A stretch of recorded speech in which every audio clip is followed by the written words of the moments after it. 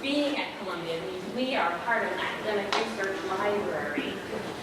Columbia is a global university, it calls itself, so our collections are international in scope, and our priorities are advancing research, teaching, and learning at Columbia and beyond. RBML, the Rare Book and Manuscript Library, is the largest of several special collections libraries at Columbia. The others are very specific and focused: health sciences, architecture, East Asian studies, theology, and law.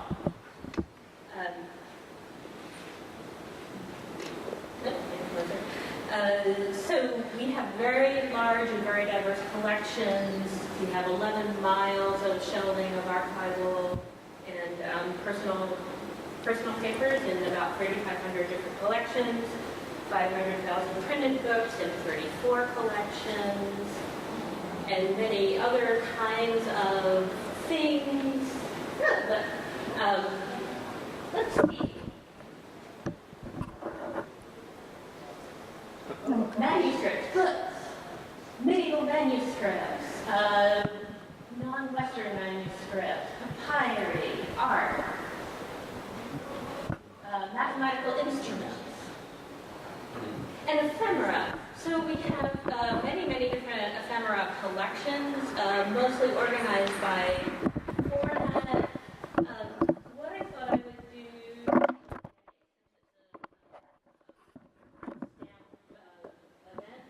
was to skip the larger formats, like the 13,000 posters, and only look at items that are smaller than a postcard.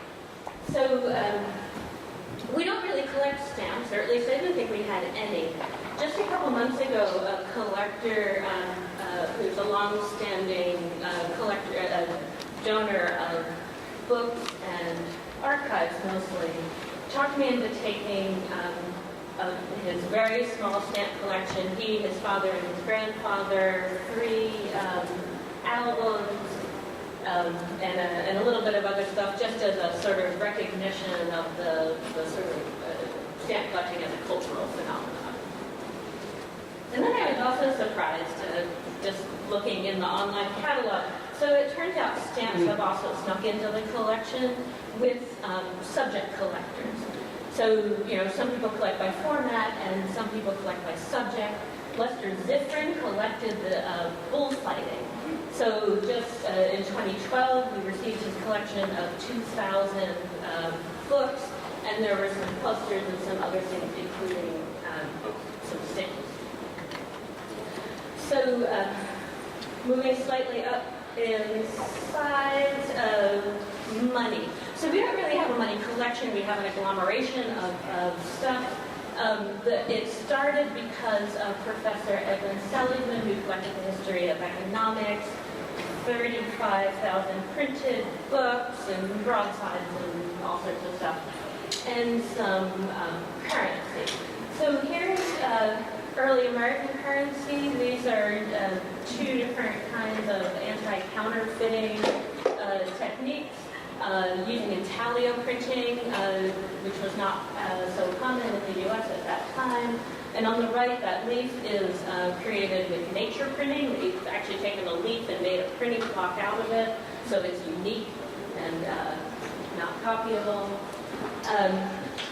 We have extensive collections of Russian and Eastern European emigre material. And a number of those collections included like little pockets of currency. And so I included a couple here just to show how pretty they are and how beautifully printed they are. It's a very complicated printing technique, which is probably similar to the technique used for stamps. And then some of this currency from Germany for between the 2 world wars with the million marks. You still needed a wheelbarrow to buy a loaf of bread. So this is actually an exception. Most of our ephemera is in large collections, but we just recently purchased this set of 288 cards printed in 1938 by Gum Inc. So distributed with bubble gum. It's called The Horrors of War. It varies considerably in gruesomeness, but it does get really quite unpleasant. We have some dogs chewing on people, quite obviously. It's a sort of global collection. Let's see, we have the Italian invasion of Ethiopia on the left, the Japanese invasion of China on the right. The cards also cover the Spanish Civil War and the German annexation of Czechoslovakia, because it's 1938, so we're just on the cusp of the Second World War. But we purchased it basically to use in teaching, because we think it'll make an impact on undergraduates. So here's a collection, The Rewards of Merit. Professor Francesconi from the library school gave us her collection of books. There was art, there was realia, games, and 24 albums with over 4,000 rewards of merit, which were little printed rewards or awards that the teacher would hand out to students for, being the best of that day in a particular subject. They tend to be very specific, and they're really charming. We have a cow motif going on today. And they also document changing perceptions of children, childhood, and education. They're pretty much a 19th century phenomenon. They start in they start in the 18th century, but it's really the 19th century that you think about them. Let's see. And they also document changing printing. The 19th century is full of advances in printing techniques, and especially color printing, and we have some chromolithographs here. Dogs and cows. All right, book plates. This is the first Columbia plate. The artist was a graduate of Columbia who's actually a medical student, but he decided he really wanted to be a wood engraver as a career, which from the standpoint of remuneration was not such a good idea, but he is the father of American wood engraving, inspired by Buick. So I'm going to go back to program. So bookplate collecting has a long, strong, and active international collecting tradition. Strangely, the collecting of book plates is separate from the collecting of books. Book plates often were never actually pasted into a book at all. You can buy them from dealers and at auctions, but usually collectors commission plates and trade them, and it becomes a very social activity. So collections can be gathered and arranged on one or more of a few principles. One is the person whose plate it is. This is George IV while he was still Prince Regent. It can be the person who is the artist. In this case, Charles Sherborne he was an engraver who specialized in book plates, and he's one of a few of these people who were very highly traded and collected. By subject, actually Arlene had a very similar one. We have the books collapsing. Oscar Leuchner was also a book collector. He has many book plates. There's also a strong overlap between book collecting and print collecting. This one faded out in the slide. It has a little remark on the corner, which is a kind of print collector kind of thing to be interested in. And then there's subject and printing technique, another way of organizing. This is an armorial plate. Armorials are very traditional, and collecting armorial plates means you also get to do heraldry on the side, which is always kind of entertaining. I actually included this plate not only because there are dogs as the heraldic supporters, but the author was he was actually a terrific engraver. He wrote and illustrated a really beautiful geometry geometry textbook in the early 17th century that was published and republished for 100 years or more. One of my favorite books. Clara Hill. So we have 5 bookplate collections. We have 20,000 plates in 5 different bookplate collections. They are organized in all of these kinds of ways. 4 of those collections were just given to us by collectors.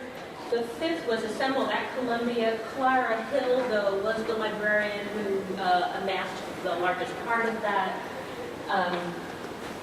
She was born about 1874. She came to work for Columbia in 1907. This is the back of that sheet. Bookplate collectors like to put the bookplates on sheets about 7 by 10, and then you can add all your information. So here on the back is, she's included a picture of the periodical room with a little X marking the spot where she is, and it says C.T. Evans in charge. So Clara Hill married Hubert Evans, let's see, 1915. But she continued working, which was kind of unusual for the time. So that was a Clara Hill. This was a Clara Evans bookplate. This is by Hans Alexander Müller, who's another famous wood engraver, born in Germany, came to the U.S., wrote a terrific book on wood engraving and how I do it.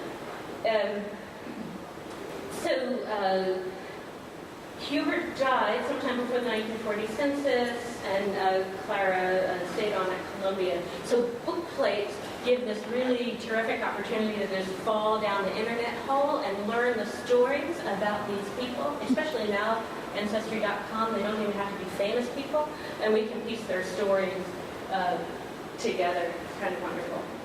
So, the French Revolution again. So these are 2 plates for the same person. Before the Revolution, during the Revolution, so the style actually goes back to the 16th century. So there's this like very strong tradition in cards.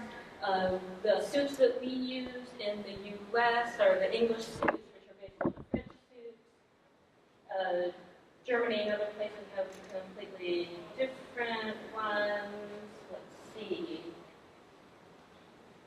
So this is typical of collectors, at least collectors before 25 years ago. Mr. Field would stick the more interesting cards on a sheet and carefully display. In this case, we have the Ace of Spades, which has the duty stamp on it, and the card showing the back of the card. You might see some of the indice cards in addition to the court cards. Oh, but those, what he used were those little plastic photo corners, which I can tell you are not a good idea for long-term storage. I've been passing things along to the conservation department as they slip and stick to themselves. So Mr. Field was a wonderful collector. We love any collector who donates a collection to a cultural institution along with extensive item-level cataloging. Yes.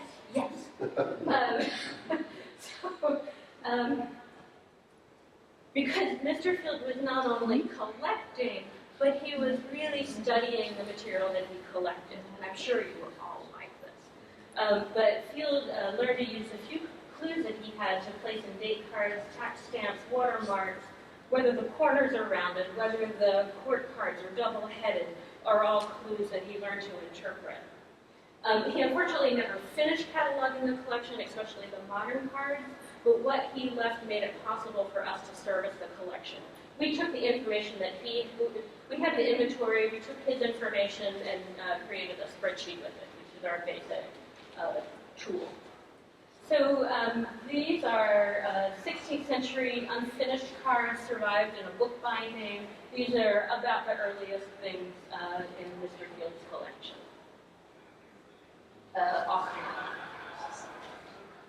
And then the Revolution told you we'd get back to this.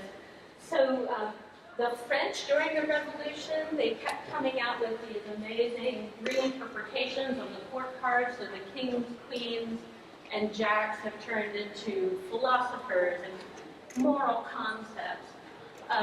Whereas in the U.S., we had our revolution, in 1776, but it really took us a long time for that to really turn into a beautiful pictorial thing.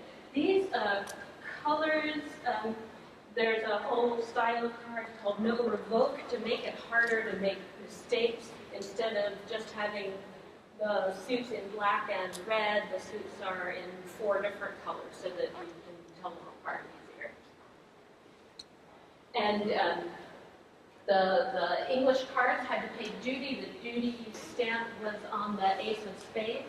So when the Americans were no longer subject to that British duty, the ace of spades was all about how great it was to be an American. Freedom at last. So these are called non-standard cards. They're more decorative, although you can technically play cards. There's still a little something in the corner. Mr. Field would only collect cards that you could technically play cards with. He didn't collect cards that didn't have that suit thing. So these are 1690 French. They're actually, I believe, copied from a deck that was created in 1644. There was a set of 4 educational decks created for the Dauphin, who would become Louis XIV, to learn various geographical and historical things. So here, this is a deck of the kings of France, most of whom are pious, chaste, and just. Clotaire is cruel, and we learn that he killed his nephews. So apparently this is the man who built the model himself out here. And then a similar idea, but in England, instead of being educational, they're more they're historical and entertaining. This is related to the Glorious Revolution. This is 1689, Glorious Revolution, 1688, Protestant. William comes in and takes over from the evil Catholic King James II. And they're all like little cartoons, or they can be sort of hilarious. We don't have the one. There's one in a church, and there's a priest giving a sermon, and someone in the congregation says, "You lie." And Mr. Field, one of his favorite things were transformation cards. Transformation cards, you take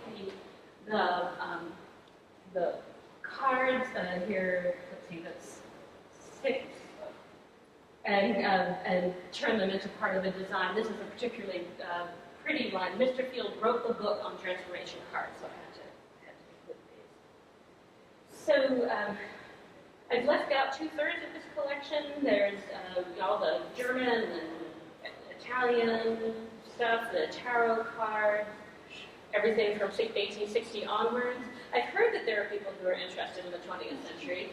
So if you are, you're welcome to come and look at the rest of the collection. So 1954 Columbia Bicentennial stamp. You're welcome to come and use the collections. The Ephemera collections are not well described in our normal finding aids, so it's generally better to make an appointment ahead of time, either to me directly, or there's an email on our webpage, rbml@columbia.edu, that you can also use to contact us. Thank you.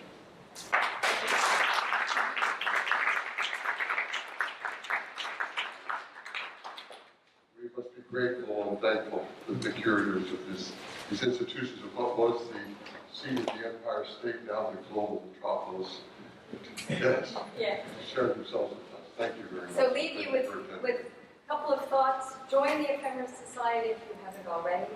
Visit all these institutions. They're so welcoming. They have great collections. And if you don't collect ephemera, sure you do. You don't think you do. We already do, so join us. Thank you. Thank you.